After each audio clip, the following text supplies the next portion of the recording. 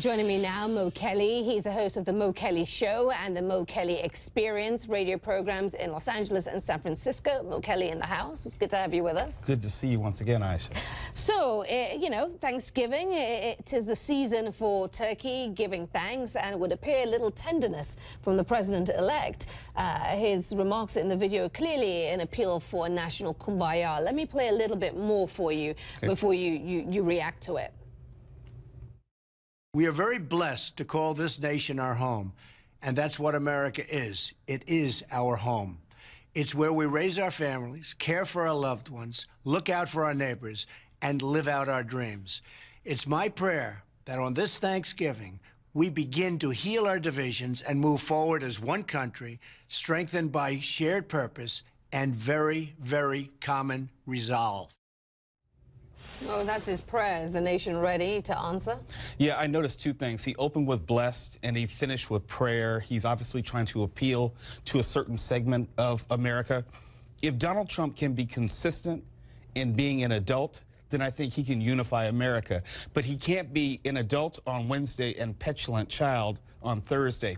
Every decision he makes is either going to breed confidence or concern. Today was confidence. It might be a tweet tomorrow which is going to cause concern. If President-elect Trump wants to be president of all Americans, as he says in that video, then he has to make a consistent effort to be the adult in the room, as opposed to the president-elect who wants to be the child who's on the phone tweeting in the room. Although, to be fair, or to give context, his public statements, the ones he's made, whether it was the night that he, you know, accepted victory or the two videos, this included, that he's made online, have been very moderate in tone and very presidential and adult-like. That's right, and I would want to see more of that, but it can be undone tomorrow if he goes back to the other behavior, which is spoken to the division which he seeks to close. You can't do things which inspire division and then say, we need to come together. It's almost like, yes, he acknowledges the open wound, but at the same time, he doesn't acknowledge that a week ago, he was pouring salt into that wound. When he talks about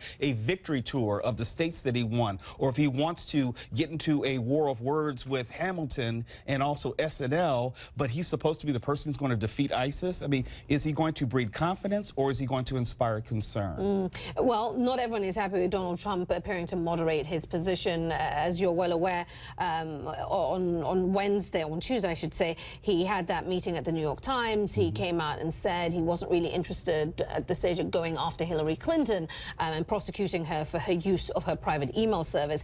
That is not going over well with some. I want you to listen to conservative talk radio host Rush Limbaugh.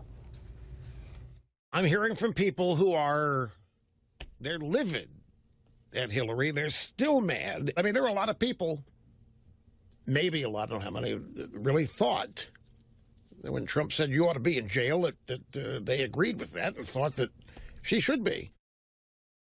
Well, first of all, do you take Limbaugh at his word that there's this significant group of people who are livid with Donald Trump for him walking back on this promise? And is this a problem for a President Trump? Well, I would take him at his word, if only because much of what propelled Donald Trump was anger and emotion and a feeling, even though it may not have been legitimate in nature, there was a feeling that Hillary Clinton was a crook and needed to be prosecuted. When you heard the chance of lock her up, this is one of the many promises that Donald Trump has made that he's now walking back. He said day one he was going to repeal and replace Obamacare. We know that's not going to happen. The wall has turned into much more of a fence than a wall. We know that he has changed his position on torture. Well, he's not going to be involving himself in torture. Now he's not going to appoint a special prosecutor. So if anything, it's more a culmination of all these promises, and he hasn't even gotten in the chair that people realize, wow, this may not be the guy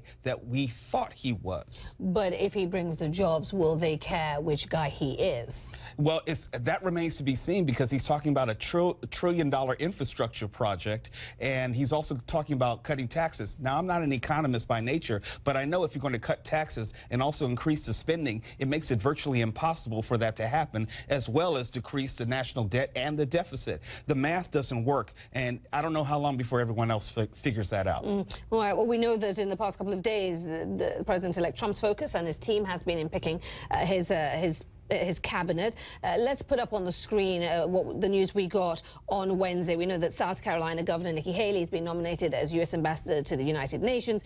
GOP mega donor Betsy DeVos has been tapped to lead the Education Department. And Ben Carson, more of a tease, I think we could say, for what happened on Wednesday, that he's in the frame to lead the Department of Housing and Urban Development. First of all, as you look at those three potential, well, two picks, one potential, your thoughts? Governor Haley, I think she's a stand-up politician and a great governor, but she has no real foreign policy experience. So it's about matching the correct person with the job and what the job entails. And with that in mind, DeVos, she doesn't have any real history in education. She's been an opponent of public education, but not in terms of building education or managing education infrastructure. And then you have Dr. Ben Carson, whose spokesperson said last week that he was unqualified and ill-prepared to lead any federal agency, and that was for Health and Human Services, something he would be much more closely aligned. And now you want to put him in the head of housing and urban development. He has no experience in housing or urban development. The only thing which aligns is urban. If you want to say that he's an African-American man, let's put him in a housing and urban development position. It doesn't make sense. It goes back to what I said before. Are these choices breeding confidence or concern? That concerns me. Is that the one that concerns you the most of those three? Absolutely. If you're going to have that $1 trillion infrastructure project, and ostensibly, Dr. Ben Carson may be at the head or have a very significant role in that.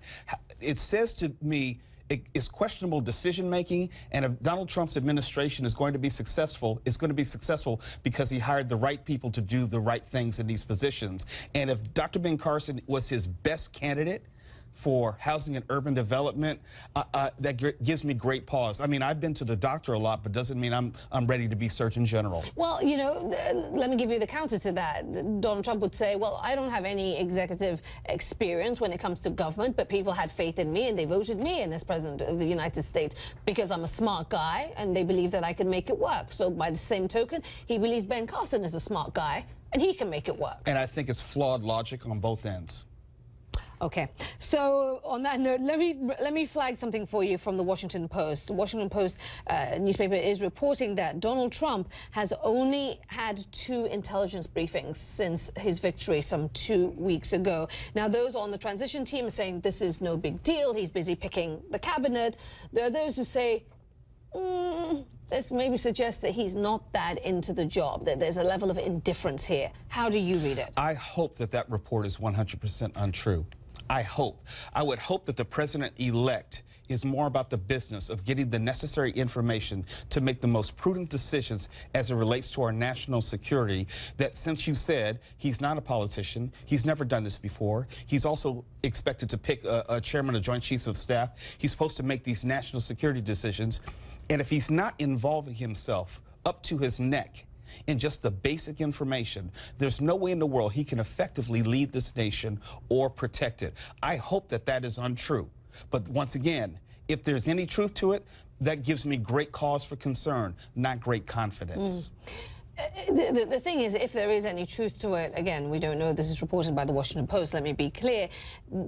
The fact that he's not availing himself to press conferences in the general open space so he can be questioned on these things, that is troubling to some as well. Well, it goes one step further than that. Not only is he not having press conferences, there are instances where he's ditching the White House correspondent pool, which is assigned to cover him and follow him. He is setting up this adversarial relationship with the media that we've never seen, or I should say we have not seen since maybe Richard Nixon. And I don't need to tell anyone how that turned out.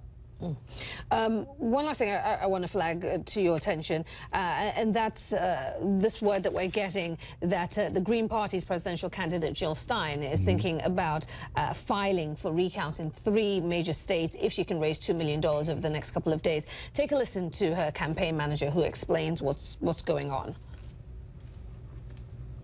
But over the last 48 to 72 hours, reports have come in from cyber experts, from forensic experts and others who are reporting to us some very troubling news about the possibility of security breaches in voting results across this country in the last election cycle. All right. So you hear that Jill Stein is thinking about filing for a recount, and you think what? I mean, what are the chances this will affect anything? I say slim and none. That's bad news, bad news. First, I would like to see the evidence. I know what cyber experts are saying, but show us the evidence, which would then lead us to a need for an audit or a recount. It's bad news in another way, because if there is actual evidence, then our democracy is seriously in peril at that point, because it might have been co-opted by a foreign interest. Yeah.